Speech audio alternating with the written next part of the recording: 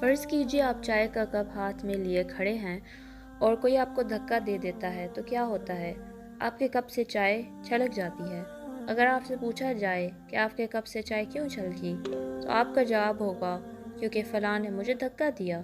गलत जवाब। दुरुस्त जवाब यह है कि आपके कप में चाय थी इसलिए छलकी। आपके कप से वही छलकेगा जो उसमें है।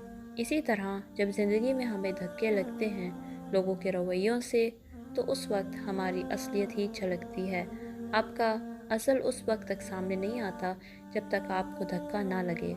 तो देखना यह है कि जब आपको धक्का लगा तो क्या छलका? सब्र, खामोशी, शुक्रगुजारी, सुकून, इंसानियत, वक़ार, या गुस्सा, कड़वाहट, जनून, हसद, नफ़रत, हक़ारत? चुन लीजिए कि आपको अपने किरदार को किस चीज़ से भरना